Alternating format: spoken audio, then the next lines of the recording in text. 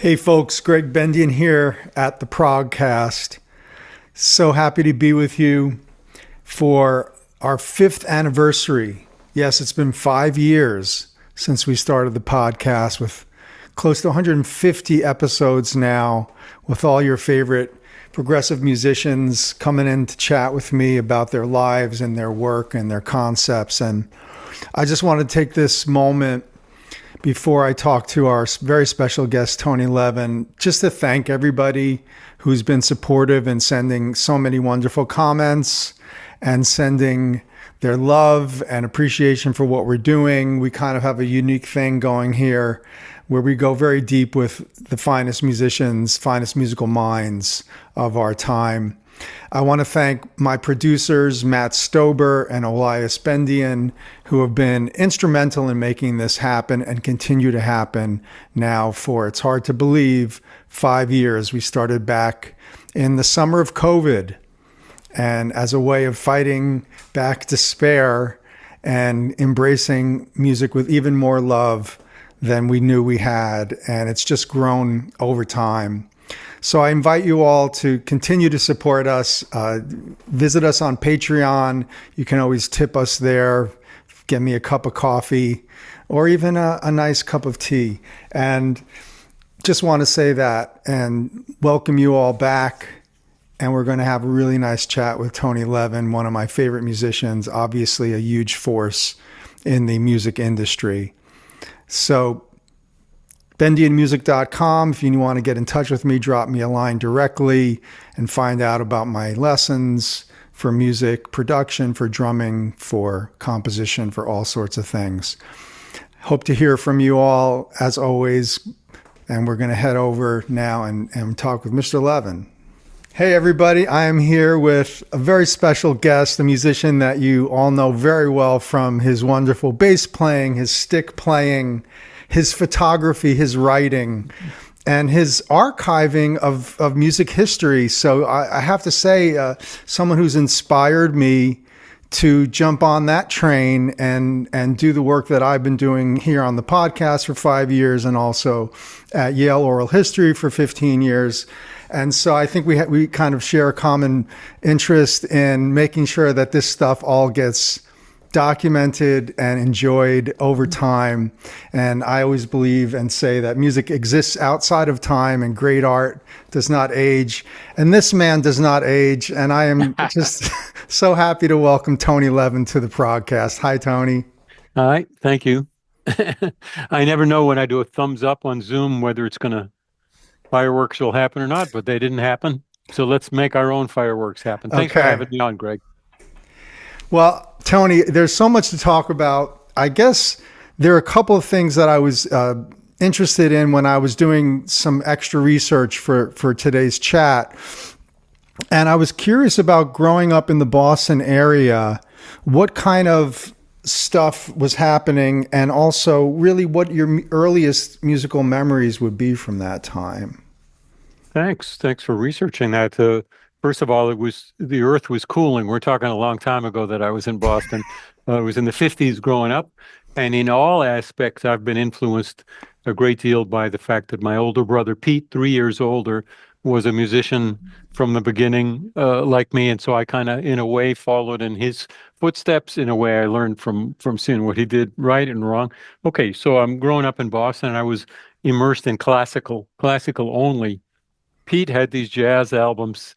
The style was that he played French horn in those days. And Julius Watkins, a great jazz French horn player, just super. But Pete had all his records. So even without trying to, I grew up being influenced by the jazz records of Julius Watkins and his friends, including Oscar Pettiford, the great bass player. Later, I realized that I was influenced a lot by Oscar's playing, even though I was, I wasn't buying records in those days when I was a kid, but my only interest was in classical, but I was hearing this other stuff. And indeed, I would describe somewhat, I know better than to describe playing, but I sort of ended up playing rock a little bit like Oscar Pettiford played jazz, in that, i.e. trying to pick the best notes, only the best notes, being succinct, not trying to stand out in front unless it's appropriate and things like that. I wasn't thinking that when I was 10 years old, but I was hearing that, and the way we imbibe music we hear is undocumented or documented. It's there. It's part of our upbringing. So I grew up in classical. I was in a wonderful classical orchestra in the orchestra called the Greater Boston Youth Symphony in the Greater Boston area, with which I went to Carnegie Hall and the White House, the JFK White House. So I got to tour. Gee, I was touring with a band when I was a kid, but playing classical. Could I ask you about Pettiford for a moment? Just because what I consider the evolution of jazz bass, when we consider that, you see that Pettiford's bringing a new level of technique to the instrument. Would that be fair? I'm not an expert at these. You know more about the actual history of it than I do. I just know how it hit me. That style that I was listening to of my brother's records was very short. Some of the pieces were 2.5, 3 minutes long. One guy would solo on the verse, another on the chorus, and a third guy. In 3 minutes they'd have two performances of the piece and 3 solos in the middle. So yeah, they were picking their best notes and their best solos that weren't going on, and I liked that, and I kind of harkened back to that later in my own music a little bit. Where he stood on technique, I didn't know. I know the piece Tricktatism that I think that's the one that I thought was easy. I didn't realize it was in D flat. I thought it was in C. So yeah, technically he was awesome, and I still can't play that damn piece in D flat. Thank you very much. I've tried. Yeah, so it was very good, but a kind of technique which I would call transparent, which wasn't like making you go wow, but it was there. It was just the music was just right, and I value that a lot myself. Clearly, and of course, D flat is the saddest of all keys, isn't it? Well, D flat major. Oh, okay. Goodness, not even an E in there. Yeah. But the classical aspect of your career, your coming into your own musical world is interesting to me, because you end up at Eastman, and it's such an incredible hotbed at that time of musicians. Steve Gadd is there. I think Chuck Mangione is there. Maybe Nywood. I don't know exactly. Was Joe LaBarbera there? And not just that, but did you not perform under Stravinsky at that time? Yeah, Igor was there too. We were all jamming together. No, I'll keep it short. I immersed in classical. I chose Eastman in Rochester as the school I wanted to go to.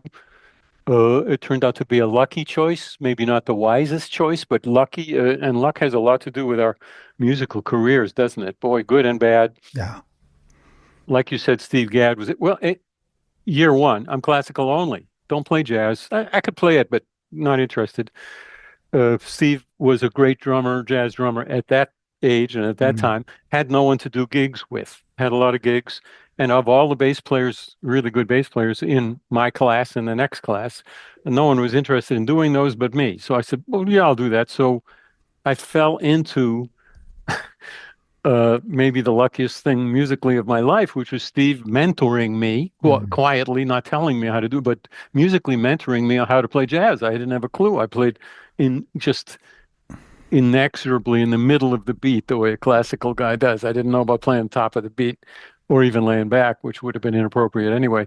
So there I was doing gigs with him, and then with Jerry Nywood and other really great jazz players at school.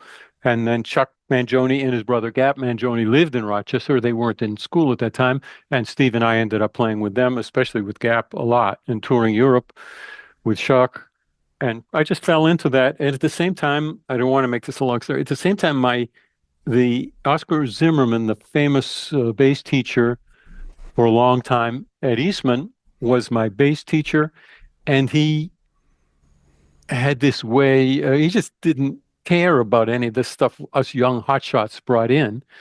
he would say, okay, you played it great. And he, without saying the words, he made me realize that a life in orchestra, which I was planning on and excited about and psyched for, had a big problem. I would never play again the music that I really liked, that I had prepared for the audition. That's the thing.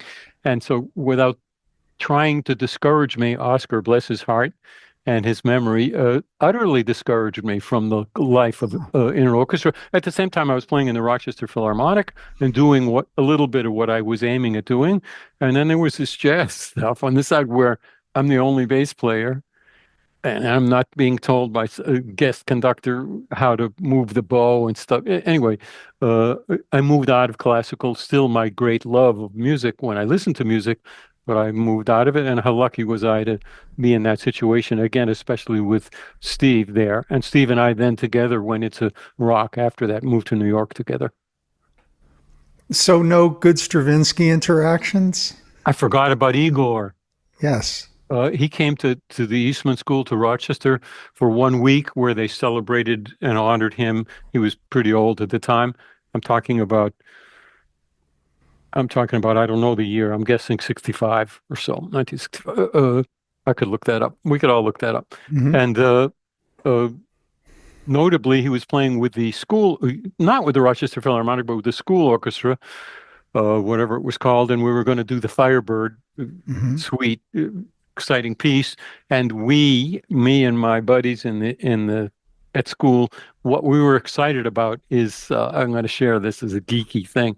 The last movement, da da da da da da da da da da bum bum bum. Well, Leonard Bernstein had done the definitive, what I felt was a definitive recording of that, where he slowed down, retarded a huge amount. Is Igor going to do that version? Is he going to slow down or not? So that was the whole week. I was buzzing with my buddies about what's that going to be like. Igor didn't rehearse us. Robert Kraft, his protege, did. So we had a short rehearsal the morning of the show. But anyway, the end of this story is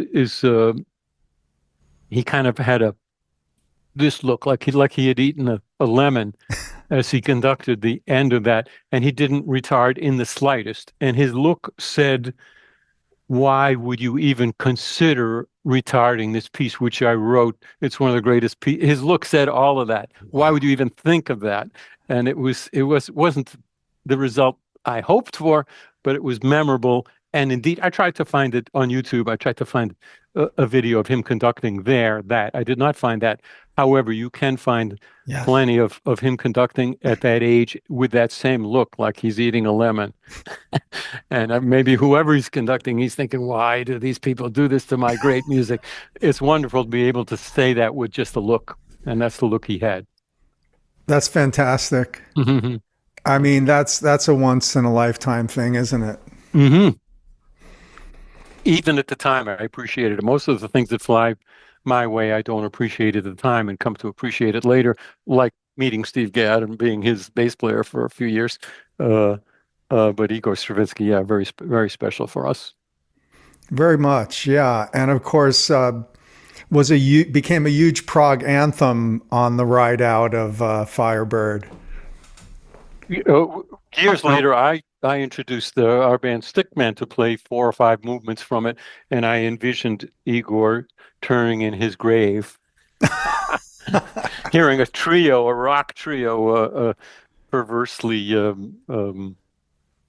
myrtleize his music. Well, I don't know. I think it's all up for grabs in a way, and if it's all with goodwill and certainly celebrating him in some way. Oh, we love doing it. I'm not judging us. I'm just enjoying imagining what Stravinsky's reaction might have been. Well, when we've recently gotten back from your 3 of a Perfect Pair camp, which is something that you've been doing with Adrian and Pat Mastelotto for 15 years. Am I right? Something like that. And it was great fun having you there. Thank you for joining us this time. It was my pleasure, and what a blast it was. And so many interesting things going on there. People all just geeking out constantly about their favorite music. And people knowing so much music.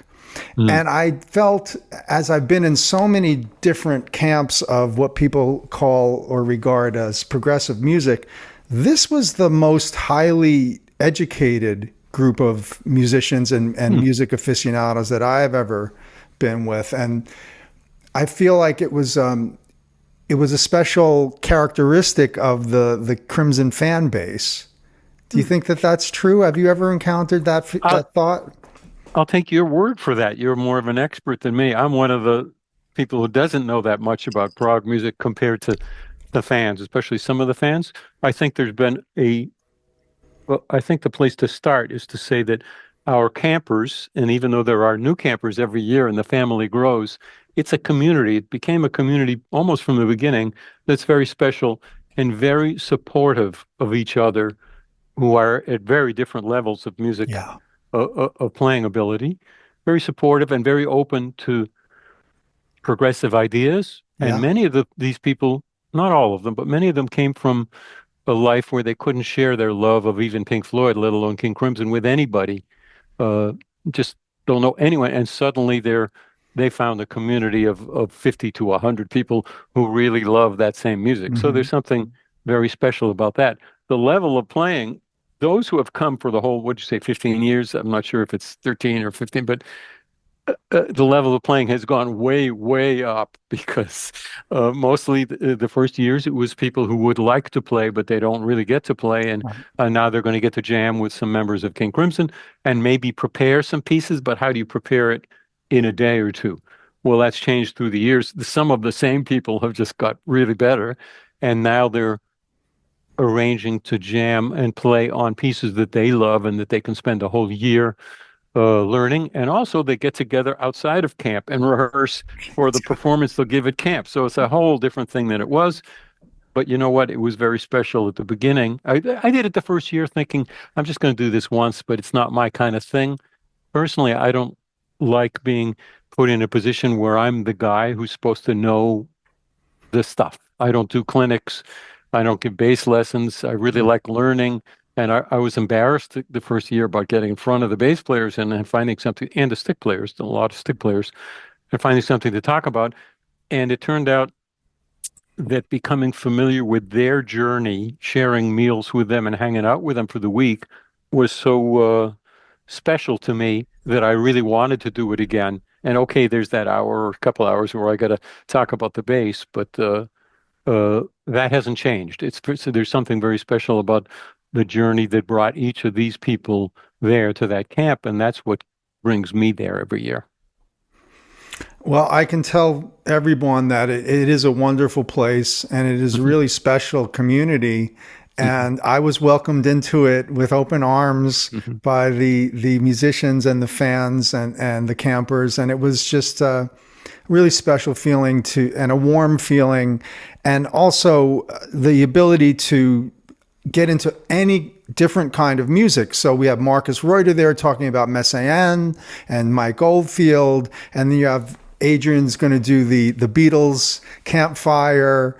And there's just everything inclusive. It was very inclusive, I guess, is what I'm looking for. And musically inclusive, that's my jam. So I like that was very much imbued in the camp ethos. Yeah. Without having spelled it out the way you just did. Nobody ever expressed it, but it turned out that way. Good thing. I think it really is it's unique in that way, because having been in other camps where people don't know a lot of different things, it kind of feels limited. It feels a little claustrophobic for me. Can I ask you about the Roar of '74? Yeah, of course. All right. No one ever asks me about that. Is that true? Yeah. Okay. So I'm here because I know that drummers know and bass players know that you worked with the great Buddy Rich. And if you're one of my listeners, chances are you've heard the Buddy tapes.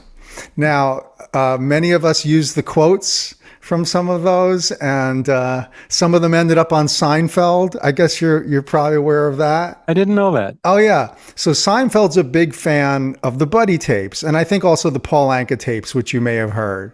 I'm the only one on that goddamn stage, that kind of thing. And so You're Not My Kind of People. We Can Go Outside. I'll Show You What It's Like. Those got filtered into Seinfeld because that I did was not know that. yeah. Fantastic. So what can you share with us about your time with Buddy Rich? I'll quickly tell you the full story, not just of that. I was with the Buddy Rich band for a very short time, just because that's the way it worked out. But going back to, I mentioned I was in Rochester. I went to school there, and after graduating, I had the best gig in town, Gap Mangione, sometimes playing with Chuck Mangione, with Steve Gadd, with Joe LaBarbera, who you mentioned. And I had no plans of leaving Rochester when I was called to join the Buddy Rich band on the road. And for those who don't know, a big band like his on the road, different than a rock band going on the road. It was permanently on the road. You didn't live in Rochester and go on. You just left. You went to do it. And I thought about that for a good hour. And I said, I'll do it. It's time to leave town. Gave away all my furniture, got rid of everything but my car and my bass. And I went to Boston. I left Rochester, said goodbye to everybody I knew there after 6 years. Went to Boston to join the band, to read the book over the shoulder of the bass player. Rick Laird was the bass player on his last night in Revere Beach, I think it was, but I'm not sure. And the tour manager greeted me when I showed up in the afternoon with, I got some bad news, but he changed his mind about the bass player leaving, talked him into staying. We have no gig. So this is, Gregg, you've been in the music business a long time. You're familiar with utter dejection and failure and how to deal with it. Nobody knows exactly how to deal with it, but that wasn't a good day for me. So there I am in Boston, not in the Buddy Rich band. Should I go back to Rochester and say hi to everybody, find another place to stay? And I stayed overnight in Boston with my folks, and I said, well, I'm going to go to New York. I wasn't going to go to New York, but I'm going to go to the Big Pond. I got some school buddies I can stay with. Okay, so that's the beginning of this story. A couple of years later, I'm an somewhat established jazz and rock studio player in New York, and I get the call to join Buddy Rich in his band for a few nights in a club, then to record an album, which was called The Roar 74. So we know this was in 74.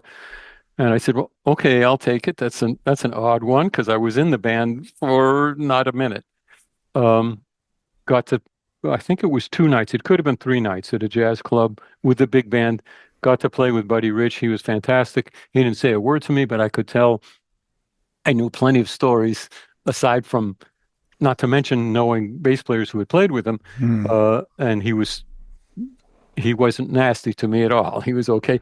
And I was kind of young and I was playing an electric bass, Fender bass, which is unusual a little bit in that band.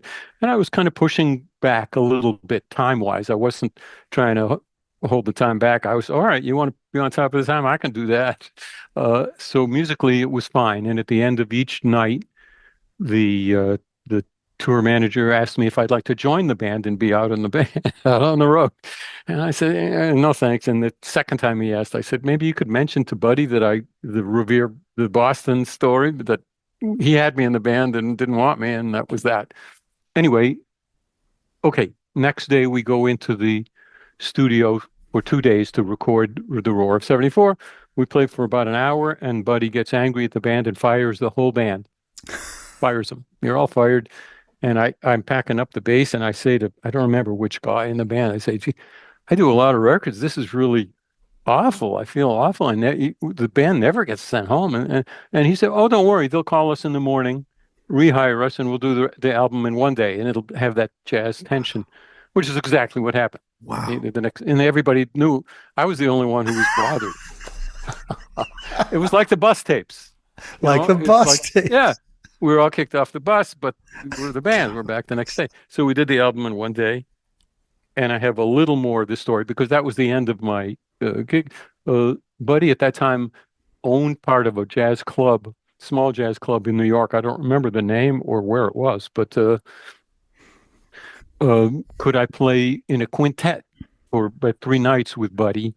And yeah, I certainly could. The sax players were Sal Nistico and Joe Romano, Wow. Rochester buddies from back of my Yeah. and really heavy duty, great bebop jazz players. And we played with Buddy, and Buddy did a lot of talking in between because it was a long gig, and he wasn't a young man at that time. He did a lot of talking in between playing, and I think on the first night I was there, he said to the audience, Mel Torme is playing in town and has called up and said he'd like to come over at about midnight after his show is over. He said, this is Buddy talking to the audience. He said, I'd like to do this. I'll do an elaborate introduction, like over the top of him. We'll aim a spotlight. And when I'm done with the introduction, we'll put the spotlight on him. He's going to stand up, and I want nobody to applaud at all. Complete silence. And that's Really? exactly what happened. And Mel stood up like this with that big beaming smile of his and a spotlight on him to complete for 5 seconds of complete silence. It was a great moment. Maybe my favorite moment with Buddy. And you know what? He also ends up on Seinfeld, The Velvet Fog. So it's funny how this kind of Wow. all roads lead to Seinfeld. But I'm curious too about the quartet setting, because does that mean that they're going to have bass solos with Buddy at that time? No. No. Quintet, 2 saxes, plenty of sax solos. I don't remember what the book was, but we were certainly reading out of the book. We weren't. There were no bass solos. Happy to say, because I would have passed on the bass solo anyway. But Buddy was not a reader. He was learning things by ear, I believe. I knew that before I joined the band. Yes, correct. Yeah. Huh. I think maybe he'd have to hear the arrangement once and he'd learn it. Once, yeah. Well, we are talking about Buddy, but let me interject that my experience is that it's a lot easier to memorize things when you don't read. I have had that. I think I wrote a chapter of one of my books about in King Crimson, very complex charts. If I write it out, that's fine. I can read it. And then I have this problem when we're going to play live. If I keep reading it, I'll never learn it. That part of my brain will never engage. So in King Crimson, I had to learn to write, alter the chart and make it slightly simpler. Okay, the tricky bit is written out, but then it says blah, and find names. Robert Fripp, the founder of King Crimson, loved this, and he loved giving. Robert, what should we call this name? And he said, well, that's the reverse. I forget the name now, but the flying wonder-worn fingers of fate. Backwards. We do it once there, and then we do the same notes backwards. And I would just write flying fingers of fate instead of writing all the notes out. And that's how I was able to gradually wean myself off reading all the notes so that I wouldn't be in concert with King Crimson looking down at a music stand and reading charts.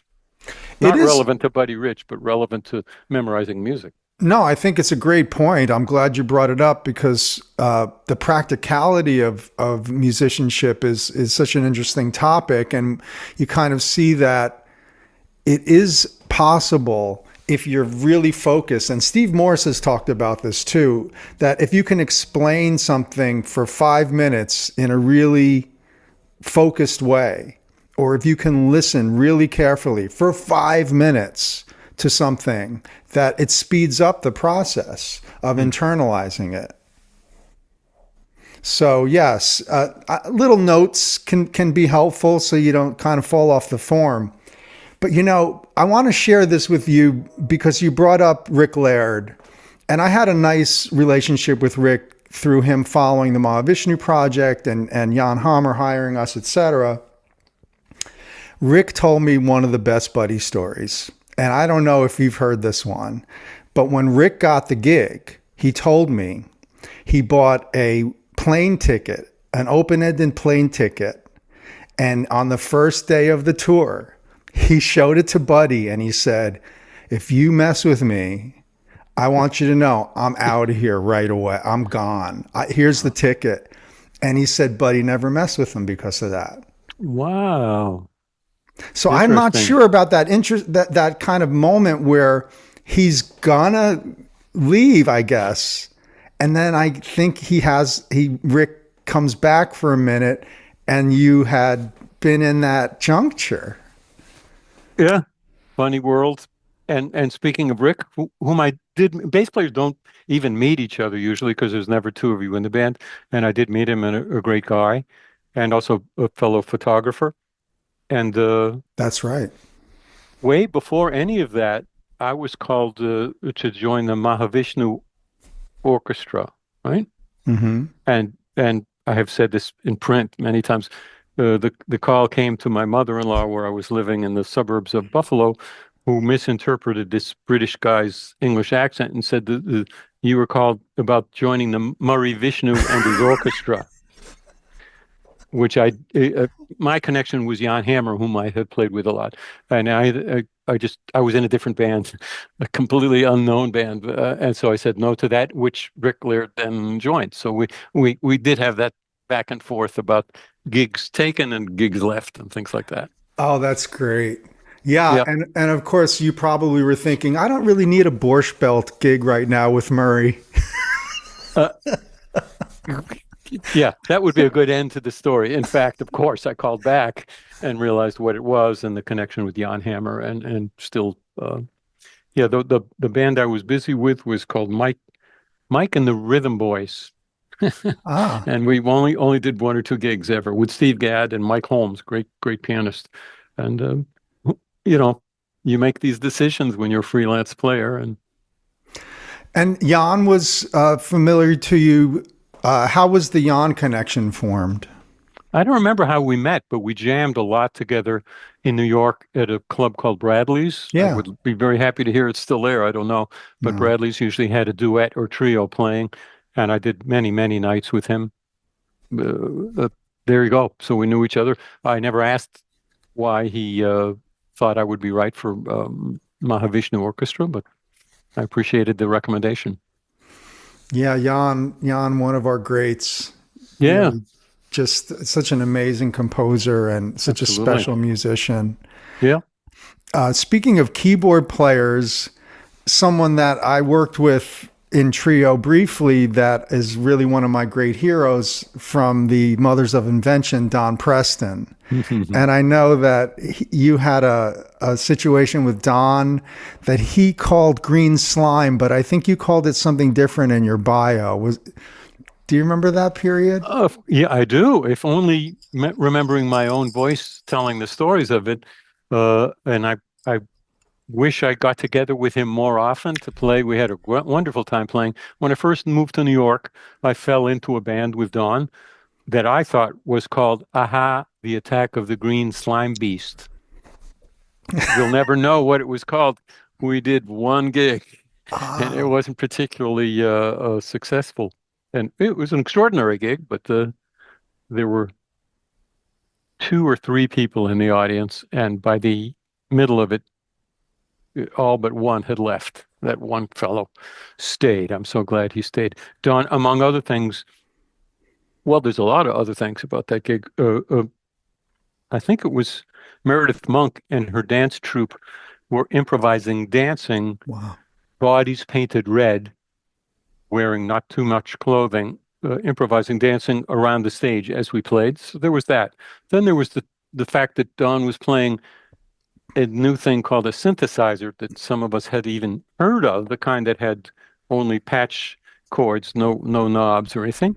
On top of it, I believe he had a Van de Graaff generator. Is that what you called the two things? There was a red button on it, and when you push that, an arc of an electric arc would come out in a kind of scary way. And at the top of it, he had a translucent green dildo, which the light would go up into that. So there was that. And then there was the section of the show where I think Don called this confronting the audience. Unfortunately, it was the audience singular that night. The night of the guy, I think there were three people when he began that, where he would sit cross-legged at the front of the stage with, I guess, this synth looping, another thing that was really Wow, new to right. us then, and us playing. Sequencer. Yeah, sequencing. Thank you. And I think it was Dan, Denny Sywell Oh, playing yeah. drums that night. We had a few different drummers, but um, few different drummers, but only one gig. Yeah.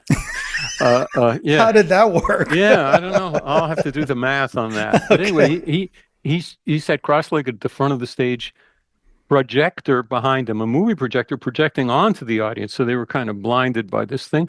And he had gunpowder in front of him of different colors, which he lit so that he was lit from underneath in a really scare way looking.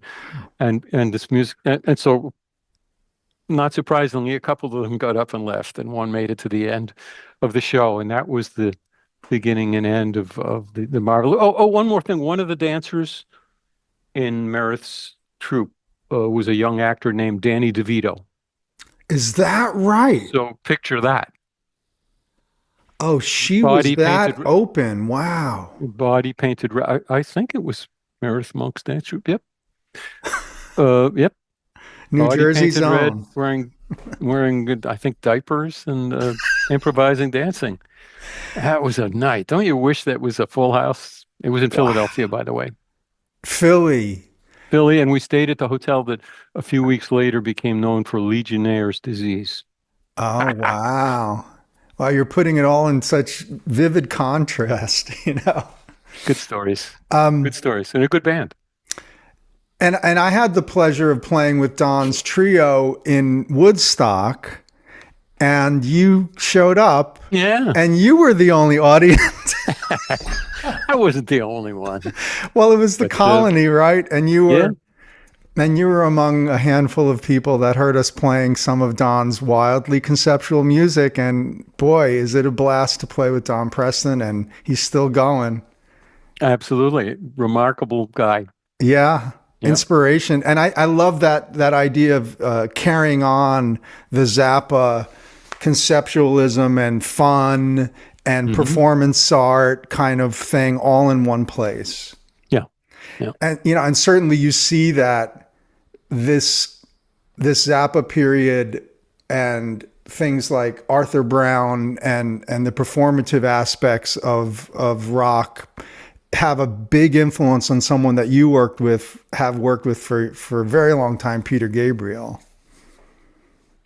Yes, he's influenced by a lot of things, and I kind of think of Peter as off in his own world in a wonderful way, but for sure influenced by a lot of writers and performers. Yeah. Well, inspired, I would say. There you go. Yeah.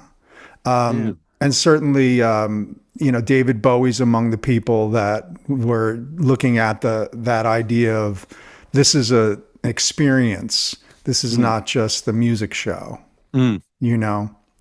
How did you end up working with Peter? Just luck. Bob Ezrin was the producer of Peter's first album in '76. I had worked a lot with Bob. Bob heard in my playing, this guy can play rock. I was sort of a jazz rock studio. I'm not proud of that, but that's kind of that's the work I had in those days. But Bob heard me as rock and had me on a couple Alice Cooper albums, Lou Reed, a little bit on Berlin, and maybe someone. Anyway, there's this young guy I'm recording with in Toronto. Can you come up for a week or two?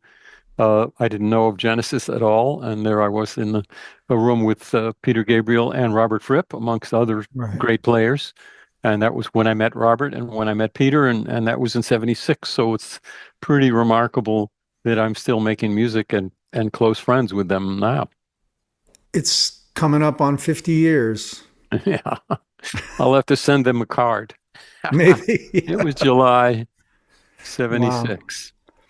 Wow. Were you in these kinds of situations, Tony? I'm very curious, and I know you had spoken about this at camp. Proportion and the idea of how busy you're going to be in a piece of music and how, I guess, structural you're going to be, how foundational you want to be.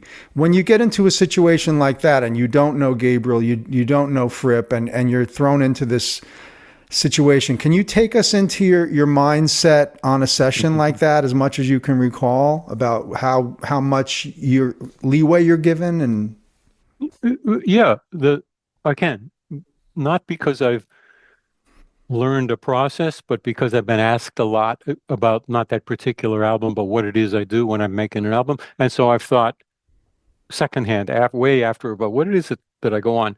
And interestingly, I don't really think. So it isn't the thought process when I'm there. So I've said this before, I kind of become a bit of a fan of the music. I listen to the music, and I don't think about, or part of the what's going on isn't what I've been practicing or this new sound I have or this new idea, even though I might have in my case a really cool new instrument that I would sort of like to play. Not a part of it. I listen to music and I think about what feels appropriate for the bass for me. So often it's the sound. It's not the note. It could be the notes, or it could be just like, for instance, maybe, oh, something thumpy and low would be good, or conversely, something high and singing might work with this vocal thing he's doing. So I become a fan of it. In the case of Peter, luckily, he didn't want me to play like Genesis. He had just left Genesis. I didn't even know Genesis, so he would have had to play me some tapes, and I would have tried to figure out what that bass approach is, and we would have worked it out between us, but that didn't go on. Bob Ezrin, the producer, was very hands-on about everything, but he just trusted me to come up with a part. So he left me alone. So I don't think I did come up with anything extraordinary on that first album for any of the pieces that I can recall, but it worked out okay. But that's a process I've gone through many times with Peter alone, with many albums, but also with other people. And it's worked out well for me to have that attitude of sort of being pro the music and what I'm given, what I can hear, including the vocal, including the lyrics. Sure. And working with that. That's my approach. There's other bass players I've heard who do something extremely different and come up with something wonderful that I would never dream of doing. And I'm a fan of that too when it works. Let me intercede with another thought I have lately about bass players, us bass players. I think when we hear music, we learn from the bass parts, even if we're not consciously aware of the bass part. I hear something on the radio. This happens with me, and it has my whole life. Something's on the radio, maybe a hit I could think if I have some more coffee, I could think of 10 examples where it's a hit for some reason, or it's on the radio, and the bass part is really cool in a certain way. And even though I'm not listening to the bass and I'm not thinking of that, gradually I become aware. And someday I might say, well, who played bass on that? I'm just curious. Or conversely, something that sounds really good, but geez, the bass just it doesn't work. Often maybe the drums is the main thing and the bass sound is not, you never hear flams. It's never that. If it's on the radio, it's never that level. But anyway, I believe now that I am always learning from bass players, either something I want to cop or something I don't want to ever be caught doing, from everything I've ever heard. And I think maybe it's not just me, maybe it's bass players. It just becomes it becomes a part of our bass awareness. And that's an interesting thing to me. Yeah, as a drummer who writes music and arranges music and teaches arranging, I start with bass parts. And I find that since most people listen from the top, they never really think about what the bass player is doing unless they're a bass player. So getting people to listen from the bottom up instead of from the top down, you get them to listen to Jamerson, you get them to listen to Chuck Rainey, you get them to listen to Tony Levin and say, what is this guy doing? What is he not doing? And it's so interesting to me because there's so many different approaches to the bass when you look at the busiest players like Jaco, and when you look at the tasty players, and you look at this, and we kind of have like a candy store situation of what is available in terms of bass players. And now there are very flashy bass players, as you know, that are kind of existing in a post-Jaco era. But then I kind of go back to Alphonso Johnson. And I say, listen to that. It's just enough. It's just right. And it fits with Chester so beautifully. And and so, you find that it's extremes. lot going on with that instrument, that simple little Yeah. instrument, and those 4 or 5 or 6 strings. Yeah, a lot So going on, a lot of options.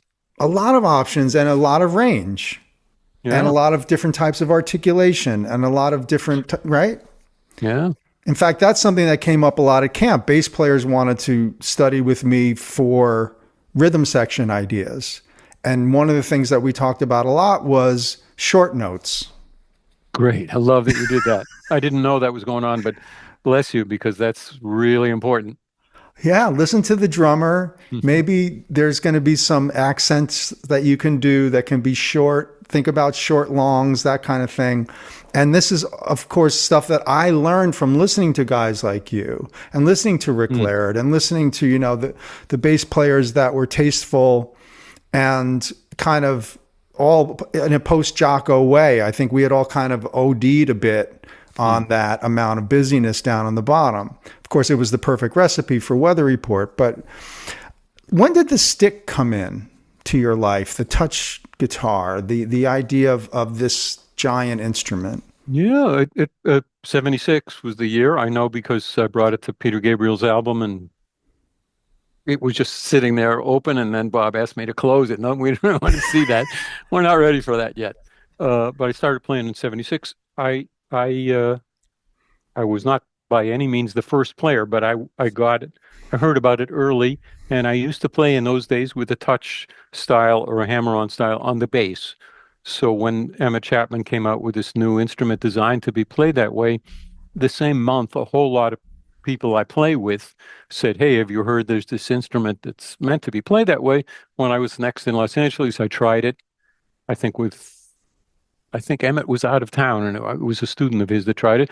I liked the way this is, it seems like a little thing. I liked the way it sounded down low, so I got it. That's a big thing because I still like the way it sounds down low, Yeah. and I'm still playing it. And if it sounded like a bass down low, I wouldn't have got it, and I wouldn't be playing it. It had its own sound. It It had does. the Chapman pickup. I still haven't changed the pick. I have newer stick than in 1976, but I still have the original kind of pickup because there's something quirky about it. When compressed, I need to compress it a lot. And the first 10 years, I put phasing on it because Right. I wanted it to be distinctive. But anyway, it has a percussive aspect. It has a clarity down low, down below the bass range, low D, D flat, very clear. And so I can play parts that I would never uh, normally play on the bass. I just wouldn't play it. Also, being tuned in fifths, the bass strings have a very wide range, and you can do huge jumps, which you can do on the bass, but you kind of wouldn't. And the instrument lends itself to that. So fast forward to 81 when I am in a room with Bill Bruford, whom I didn't know, this great drummer, and Robert Fripp, whom I did know, and Adrian Belew, and we're trying music to maybe be a new band. And I hear quickly in the first hour, I'm aware that each of these players plays in a way that's different than anyone else who plays that instrument. These aren't just good players. They're kind of reinventing the music on their instrument. Am I going, my instinct to hold things down and be the guy who doesn't do that? It's like, maybe that's not going to work so good in this band because it's just going, maybe I just should let that go. And oh, there in the corner is my stick. So Mm. instead of even trying this on bass, for instance, I'm going to imagine a part. Bill Bruford is playing a skittery in not in 4/4, not in whatever time signature the guitars are in, of course. But instead of going boom, go and finding the pulse and letting my body, instead I'm going to be like Bill, and I'm going to go Mm. because the stick can do that. Yeah. And so that worked. It worked for me musically. It worked for the band. We became a band, and on the Discipline album, that became kind of my go-to musical reaction to Bill and to what the guitarists were doing. Not to hold it together, but to be like them, to try to reimagine how I approach a bass thing. I don't even know what got. Oh, this Chapman stick. Thank goodness I had that. Or maybe I would have tried to thumb hammer on the bass. I'm not sure what I would have done. We like to have a bunch of tools in the tool case, and in that case, I had the right one for me. Is that a New York band? in the beginning? Is Crimson Discipline Band a New York band? That is where we rehearsed. Yeah. I called it a rehearsal.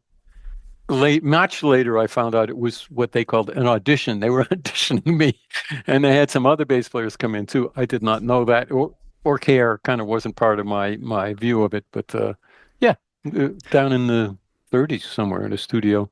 I'll find out what studio. I don't remember which studio. I find that period of time in New York fascinating because that's when I first came out onto the scene out of school and was working with Derek Bailey, who was a British guitar player coming over to live in New York because it was a hotbed. You know, Fred Frith is there at that point, Robert's there. And talking with Adrian at the camp, it was interesting to me to think, you know, I didn't really do the math properly, but at that point, that's the first time Americans are in King Crimson. Oh, yeah. And also, Robert's in New York for a reason. He wants something different. He's attracted to a different kind of energy. Mm-hmm. Can you talk about that period of forming that music? As I really have to tell you, I think of that band, especially since you've got Thela Hunginjit, it's kind of it's a city band, and it's not really a English countryside band that maybe Crimson could have been pastoral in the past. Now we've got to come up with a new set of lyrics, which I spoke with Adrian about. Hopefully I will on this program. But yeah, what's the new vibe? Because now there's XTC and there's Talking Heads and there's Echo and the Bunnymen and there's all these different kinds of things fomenting in the early 80s in the world, but the New York scene. I had not thought about it that way, and I never thought about King Crimson as a pastoral band. I'm going to remember that. That's I talk to the wind. Well, there you go. Yeah, and why not? Moonchild, right? Yeah, so I haven't thought about it. There was certainly an active scene in New York. Robert was living there. I was living in the city at that time. That what became the Crimson Band of the 80s was so new to me and so outside everything else. It'll take me some thinking to kind of put it into context of New York. And pretty quickly, we became a band, not King Crimson. Discipline was the name of the band. There was no talk in the beginning about this being King Crimson. And we went to Dorset, talk about English countryside. And Adrian and I stayed in the Horton Inn. And I have many photos looking in four directions of nothing. It's a street sign a half a mile away with arrows pointing in four directions. So we became an English country band, not making English pastoral music for sure, but the creation of the Discipline album mostly happened in Dorset, in spite of the New York birth. Maybe it came to birth in New York and moved quickly to get away from everything for a long time. And to isolate and musically isolate, all that had something to do with it. And then later we decided Robert wanted to tour a little bit before recording this stuff to break it in. An unusual idea and a very worthwhile idea, but because of the fame of King Crimson and of Robert and Bill, it would be bootlegged. There was bootlegs back in those days. So we had that problem. So we didn't. I think we decided to call it King Crimson, but we called it Discipline so that it wouldn't get bootlegged. And somewhere in the ensuing months, we decided to call the band for sure King Crimson and the album Discipline. I certainly remember things from my photos, and I have a lot of photos of 6 or 7 shows of the band Discipline doing shows, and it was interesting. And those were in England at some schools. The first show was in Bath at a club called Moles that's really hidden down underneath the street. Moles, one that has, by the way, no raised stage. The band just sets up in one end of the room, and the men's room happens to be behind the band. So we're playing Discipline, literally Discipline, the piece, and all the music from that album. And people from the audience just get up and walk between me and Bill through the band and go into the door behind us. And it was rock and roll. Classic. Yeah. I have such a fond memory of the Discipline band, King Crimson Discipline tour, playing at my school gymnasium my freshman year. at Wow. Rutgers in New Jersey. And Adrian remembered it because he said, I remember the green room was the locker room for the basketball team. Do you have any I, recollection of that show? I remember the show because I have a cousin who was going to school then at Rutgers. Uh, Somewhere in my archives, I probably do have photos from that very show. I wish I could say I'll look them up today, but it's not so easy to go through those archives, especially if they were never made into prints from the negatives. But we'll, I'll put it on my list.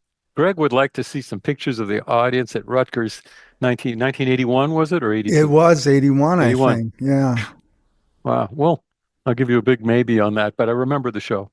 That's so great. Yeah, it was quite an experience. And then you came back with Peter and played the gymnasium across campus, and that was overwhelming.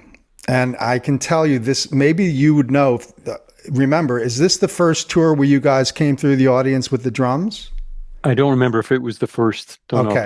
Probably. But And that it was just unusual for Peter that he had the agency who was booking him booked all colleges. So we had done clubs before that. It was a rock tour, but for some reason they decided to do all colleges on that tour wow. and come in with drum. That was with drums from the back, Yes. but And an alarm not. and a strobe. But did each of us have a spotlight or not? No, we were surprised. We didn't know what was happening. Yeah. Yeah, and So that was early. Later, we added because nobody knew we were there. I mean, they'd heard these guys in the back playing drums, and so they wouldn't move out of the way. So we got shoulder packs with big battery and a not a strobe, but a spotlight that big, very bright, and we would start. So you would see from the back, and gradually people would, hey, what's going on? And if somebody, as you got near the crush of the front, this is a standing room only, of course, people were reluctant to give up their place, so they wouldn't look behind them. And if you really couldn't move people, you would shine the light a little bit on their hair, and in which they'd start to feel their hair starting to smolder, and they'd get out of your way. So that happened later. The first you saw it before that when all we needed was the drums to create a commotion. As I remember, Larry Fast was on stage playing a sustained piece, so there was music playing. But where's the band and who are these guys behind us tapping us on the shoulder? Yeah, that was Good fun. a powerful, again, an experience. I mean, Yeah. the idea of it being confrontational, even that you were confronting the audience by coming through the audience and freaking them out a little bit, and then you go on stage and that wonderful music was played. Very, very Peter to think outside, always thinking outside the box. And also a little bit when I saw Spinal Tap years after that, we were outside the building, sometimes knocking on the door, a bunch of guys with drums, bass drums, and they're saying, do you have tickets? You can't come in. And Larry's on stage playing. Because sometimes we had to go out the stage door and around to the front, and we couldn't get in sometimes. And sometimes, okay, plan B, we won't do that. We'll go through the basement. You've seen Spinal Tap. Hello, Cleveland. We'll Hello, go through the basement Cleveland. and we'll find our way to the lobby, not to the stage, but to the lobby. And there's this guy, like in the movie, there's this guy, oh, I think it's that way. And then you turn Really? left and you turn, yeah, it happened to us more than once. And Spinal Tap wasn't there. I don't know how they knew that happened to us, but boy, they captured it in the movie. Oh, that's incredible. Yeah, there are a few people that have seen their Spinal Tap moments represented in the movie, Yeah. Just switching subjects kind of totally music wise, the idea that Crimson was going to also include open improvisation, if that's a term we can use. Some people would say free improvisation. To what degree was that new territory for you? To what degree was that of interest to you? The projects, if you will, any of those kinds of situations where you now, and of course there's been tons of projects that you've been in that have been playing projects, collaborating, creating spontaneously. And that's an area, of course, that's very interesting to me. What was your take on that as this sort of became part of Robert's opening up of the Crimson book or the Hmm. approach? Yeah, I was very comfortable with that kind of playing, completely free playing. Been doing it a long time in different contexts, in jazz and in rock. So when Robert wanted to do that some in King Crimson, I thought that was fine. Devoting the what you call the project, at least the first one, the one that I'm aware of, uh, the Crimson Project with a KC in the spelling, uh, which the idea was we don't know what we're going to play. We're not even going to sound check together on stage. We're not going to because we might get an idea of playing together. Good idea. I always felt I don't I really never communicated with Robert about how why he did the idea or whether he felt it succeeded. I always felt that in King Crimson it only succeeded partially. And this lent itself again to the later King Crimson, the 20th, 21st century one, where we tried, and we had some complete improv pieces, and we tried various parts of it, and they never really worked out. I could waste my time trying to analyze why the kind of players they are, or the interplay among the players. It wasn't terrible, but we ended up doing it as it is in the piece Thrack, uh, some, and then we hit with a piece. So it's one of the musical things that we've done, but it never, in my opinion, it never reached the height that it could if it was really magically happening every night. By the way, I've done uh, tours that are just that, and when it's magic, it's a different kind of magic than when you're playing. You know, I don't need to tell you this, but it's different. I think of it when that happens, I think of the audience and band as together being sort of a village or a tribe. Hmm. Uh, Whatever we each brought to the thing, it's not that different on stage than in the audience. And I think of kind of we with the instruments are with our bows and arrows are the hunters sent out to get some kind of bring back what we can. And it could be a feast, or it could be very little. It could be pretty meager. And we all know that, and we all share in some psychic way what it is that we, the musicians, brought back. But it's a very connected experience, especially when it happens, when it magically, why is this night going better than it ever went Hmm. before? Is it these people in the audience? Is it the lighting? Is it the seats, the sound system? So it's pretty magical. I treasure doing it. There are a bunch of challenges since we're on this subject and I'm going blabbing on. A bunch of challenges for me that are unique to that kind of music, that kind of playing. When I toured with Alan Holdsworth Hmm. and Terry Bozzio and Pat Masloto, I was amongst guys, especially Alan, who's different every night, different Every every 5 minutes of the night, night after night. I can't do that. I have my ideas, maybe 10 ideas, maybe 100 ideas. But after 3 nights of doing them all, I hear myself kind of, or I feel myself reacting the same way I did, and I feel very challenged. Like, okay, I got to open up and I got to find new musical areas in myself that I haven't gone. And then the next night I got to do it again. So I feel honored to be around those inspirational guys, especially Alan Holdsworth. I mean, he was just amazing. And the fact that he, at his level of expertise and his level of being able to carry the improv and the show, should he want to, I was especially amazed and impressed with how a lot of the times he would just listen, didn't play. Yeah. Pretty special. Wasn't he? I mean, he just extraordinary. Yeah, yeah. Don't know the words. I wrote a poem or two about it, but I don't know the words to actually literally say how it is, how it was, you know. Sure. And unfortunately, every night after the show, Terry Bozzio would feel it's the best show that ever happened, and they were great. And do we have a recording? Can we do something? And after the show, Alan would be like, "Oh, I hate the way I played. I never want to do this again." Every night, I did. I don't want to hear it. So there are no recordings released of that music. We did a couple tours with Pat Masalato and Terry and Alan.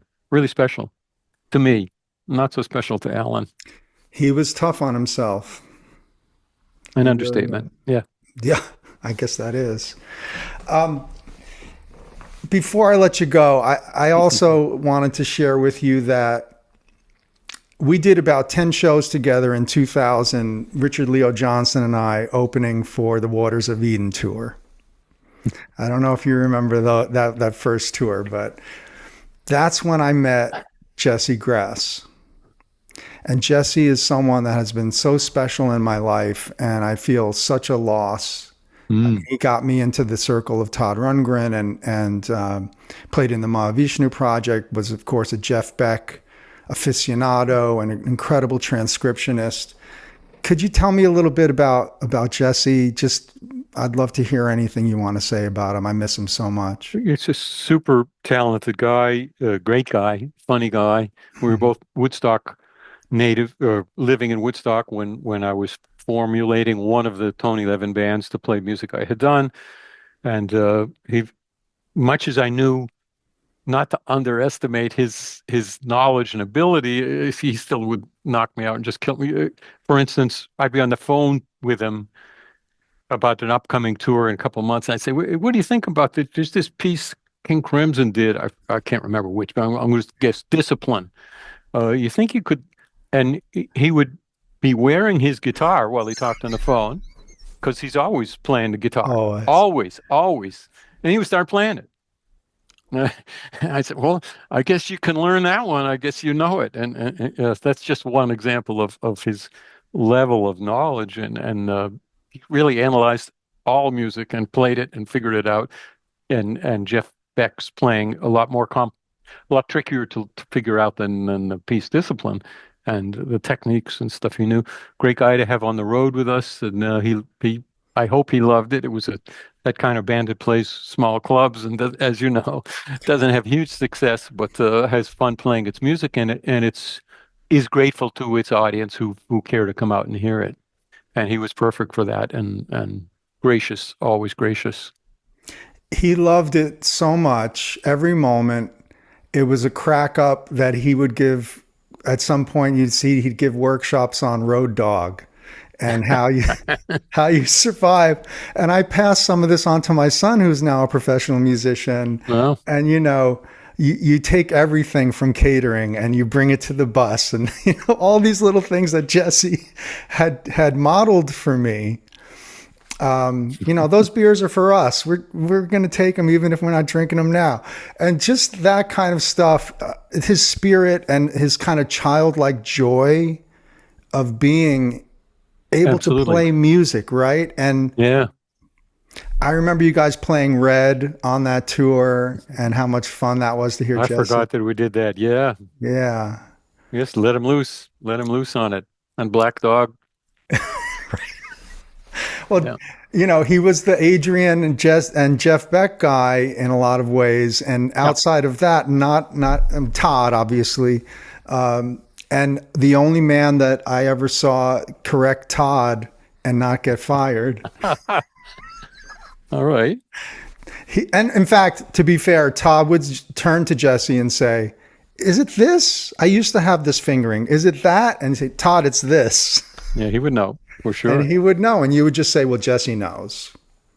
And in that band, on top of everything else, I said to him, oh, yeah, I want to do a barbershop quartet, and you'll be singing the lead. Okay. All right. Yeah. I've forgotten that you had done barbershop quartet as a young man. Yes. And have introduced it into whenever I feel like I can get away with it. On Peter Gabriel's first album and tour. Excuse me, right? Yeah, you're right. I said, Peter, what if we start this recording with a little barbershop quartet? Peter's like, oh, yeah. That's so great. Yeah. I remember it well. You're standing on my memories. Is that what it was? Excuse me. Something like that. I don't remember. Yeah. I have to practice a little bit before we bring that one back. Well, Tony, this has been such a blast to speak with you. Thank you for having me on. Great to speak with you for sure. We'll have to do it again sometime. I would love that. Obviously, there's hours and hours of things we could get into, but just to be able to hit some of these areas that maybe you haven't spoken about too much. You're right. I really appreciate that. And that's kind of what we try to do here, because it's not a promo thing, but I want to throw to you and just maybe you could let people know what you have going on for the rest of the year. Oh, let's let me look at the recording desk. Um, you've caught me here in my home studio where I'm very lucky to be able to play tracks for people.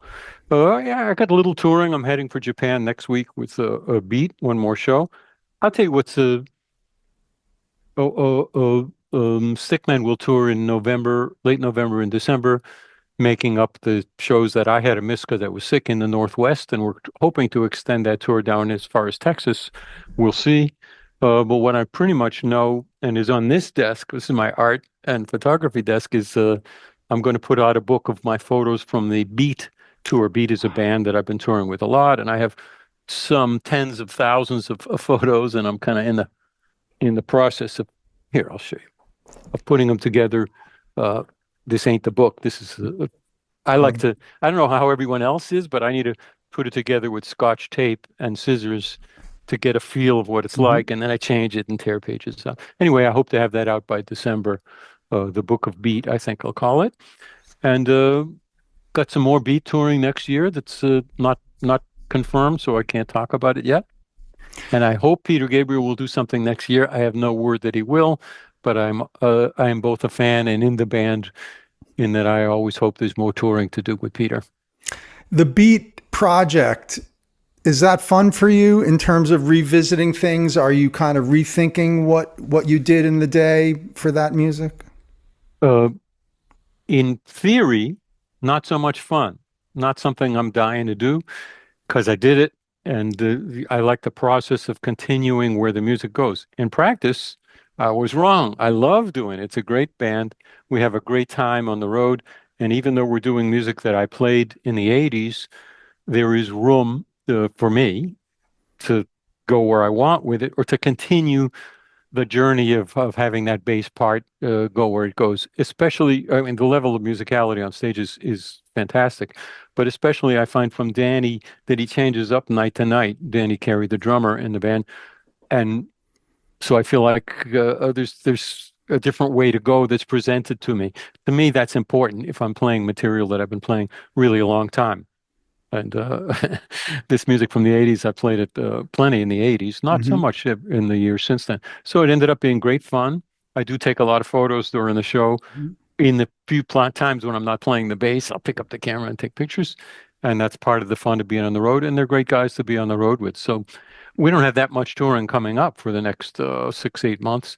But it's a great fun band, and I'm glad I'm in it.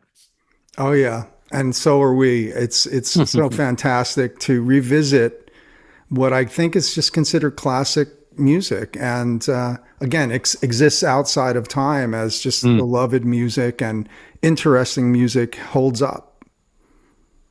Like I said, in theory, something I look at with a little bit of scant. Like, I'm not sure this is for me, but in practice, it's turned out to be great for me and very, very gratifying musically. I think it's good for me to be reminded once in a while that even though I've been doing this for quite a while, I'm often wrong about the basics of how it works, and I should keep an open mind to things maybe working that I thought wouldn't work. Well, I want to be as open as you are when I grow up, Tony. You'll I never think, grow up. Sorry to be the one to tell you this. You're never going to grow up. well, Adrian and I talked about that, and he said, well, I've decided never to become a responsible adult. And I, that kind of energy, right? It's so important. He can get away with it because he's always got a bass player in the group. Right. Well, so fantastic, Tony. Thank you again. I'm sure everybody's going to enjoy this little chat. And everybody, please hit us on Patreon. Please like and subscribe. This is the only place you're going to get this kind of material. Sir, I thank you for all the years of music, all of the inspiring projects, and you keep moving. We can't pin you down, and that's very inspiring. Thank you. Thanks for having me, my man, and stay well. You too.